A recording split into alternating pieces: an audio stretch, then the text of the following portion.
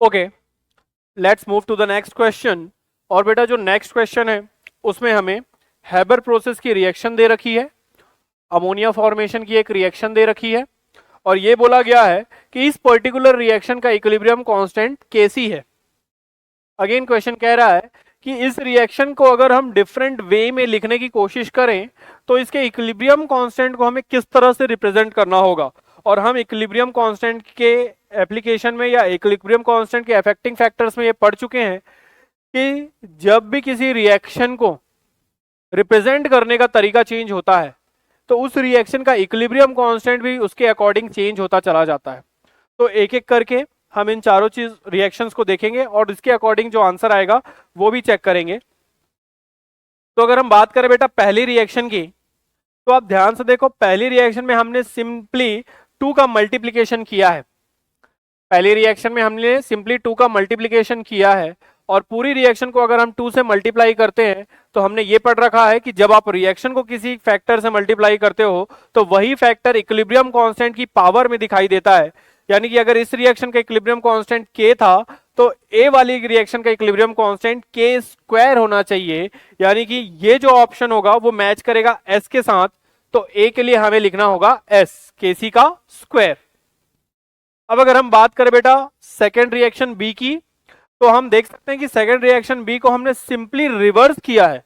Second reaction B में हमने कोई कोफिशिएंट चेंज नहीं करे, सिंपली हमने इस रिएक्शन को रिवर्स कर दिया है। और हम जानते हैं कि जब किसी केमिकल रिएक्शन को रिवर्स किया जाता है तो उसका इक्विलिब्रियम कांस्टेंट रेसिप्रोकल हो जाता है, इनवर्स हो जाता है। यानी कि अगर इस रिएक्शन के इक्विलिब्रियम कांस्टेंट Kc है तो इस रिएक्शन को रिवर्स करने पे जो हमें रिएक्शन मिलती है बी, इसका इक्विलिब्रियम कांस्टेंट 1/Kc होगा। यानी कि यहां पर 1/Kc हमें दिख रहा है ऑप्शन आर में।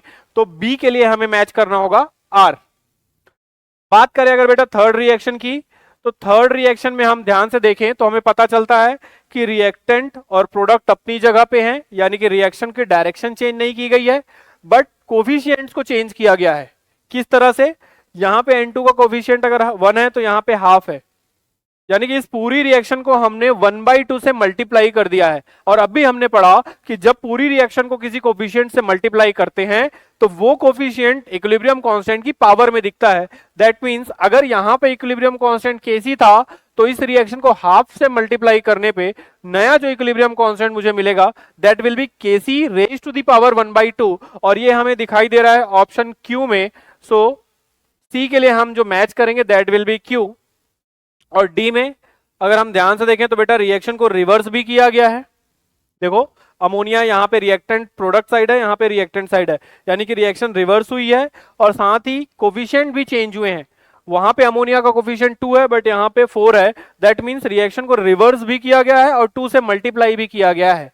तो जैसे ही हमने रिएक्शन को रिवर्स किया इक्विलिब्रियम कांस्टेंट 1/Kc बन गया। और फिर जैसे ही हमने पूरी रिएक्शन को 2 से मल्टीप्लाई किया उसका स्क्वायर होने के वजह से इक्विलिब्रियम कांस्टेंट जो है वो बन जाएगा 1/Kc स्क्वायर। और ये हमें जो दिखाई दे रहा है बेटा, ये दिखाई दे रहा है ऑप्शन पी में।